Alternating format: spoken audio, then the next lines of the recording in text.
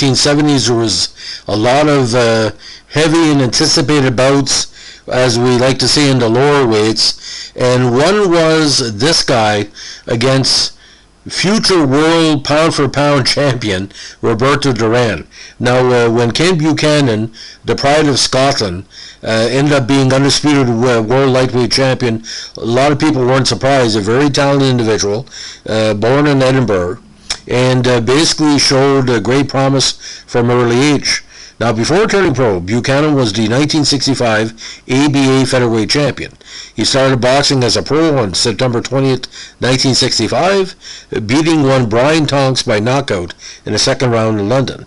He spent much of the early parts of his career fighting undistinguished opponents in England. His Scottish debut only came in his 17th fight when he outpointed John McMillan over 10 rounds on January 23rd, 1967. Prior to that, he had also beaten Ivan Whiter by a decision in 8 rounds.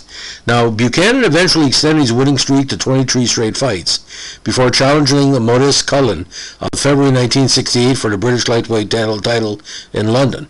He eventually knocked him out in the 11th round and became a world-classified top 10 lightweight challenger. He continued his way up the world lightweight rankings by defeating Leonard Tavares, Angel Robinson Garcia, and Whiter in a rematch, among others. But on January 29, 1970, he found his first stone on the boxing road when he challenged future WBC junior welterweight champion Miguel Velasquez in Madrid for the European lightweight title. Buchanan lost a controversial 15-round decision to Velasquez, but nevertheless, he continued his ascent towards the number 1 spot in the rankings by beating Tavares in a rematch. Chris Fernandez and Brian Hudson, the latter of whom was beaten by knockout in 5 in defense of the British lightweight title. Now, in September of that year, Buchanan traveled to Puerto Rico, where he would meet the great Ismael Laguna, the world lightweight champion from Panama. Now, the fight took place on September 26, 1970. Many experts believed that San Juan's warm weather would impact Buchanan, but he upset those who thought that way and beat Laguna by a 15-round decision to become the world undisputed lightweight champion. Now, at that time, the WBA and the British Boxing Board of Control were in the middle of a feud, and Buchanan was not allowed to defend the WBA title in Great Britain. He finished 1970 beating Dante Patuano, the Canadian contender, by a 10-round decision in a non-title bout on December 7, 1970. Buchanan eventually defeated the great Ruben Navarro in LA on February 12, 1971, and defended the WBA championship and acquired the vacant WBC title. Now, he was already undisputed world lightweight champion. The WBC belt was just a pickup, but he was basically considered number 1 because 9 of the 10 governing bodies had him as their champion. Now, after that, Buchanan was allowed to defend the world title in Great Britain because it was unified. He defeated former world junior welterweight champion Carlos Maracha Hernandez by knockout in round 8 in Wembley on 11th May 1971. Now, he's getting to be a United Kingdom sensation, but unfortunately this happened. Now, he was eventually stripped of the WBC title for failing to defend against Pedro Carrasco on June 25, 1971. According to the rules of the WBC at the time, they had to determine who the undisputed title holder could defend against. If they didn't, they would strip them of the title, like they did with Ali in the late 70s. Now, despite the setback, he remained the WBA World Lightweight Champion. He eventually flew to New York to meet Laguna again, this time defending his world title. He retained the crown with another decision of Laguna on September 13, 1971. His next fights were a couple of non-titles, one in London and one in South Africa, beating Andre Stein in Johannesburg, and the next one, of course, was the one that really determined the end of his dominant career. Now, his next defense came on June 26, 1972 against Roberto Duran, and of all places, MSG in New York, which at the time were very pro-Duran. Now, the bout had a highly controversial ending. Duran was headed on all 3 cards at the end of the 13th when both fighters exchanged punches after the bell. Buchanan went down, allegedly by a low blow. He was writhing in pain, and Buchanan's trainer, Gil Clancy, said it was caused by a knee to the groin. It looked either it was a lower abdomen blow or literally a low shot. Referee Johnny LaBianca eventually awarded the fight to Duran, insisting that the blow that took down Buchanan was in the abdomen, not in the lower, and that he felt that Buchanan would be unable to continue fighting. He was writhing in pain on the carpet, as we say, for quite a number of seconds. Not my judgment if he could continue, but Duran was leading in the fight. Now, the New York Times columnist Red Smith wrote that LaBianca had to award a victory to Duran, even if the punch was low blow, as anything short of pulling a knife is regarded indulgently in American boxing. Now, in his next fight, Buchanan beat former three-time world champion Carlos Ortiz by knockout in 6, also at MSG on September 20th. He finished 72 with a win over Chang Kil Lee on December 4th, 72. Now, on June 28, 72, Duran had signed to defend it against Buchanan on October 20th of that year.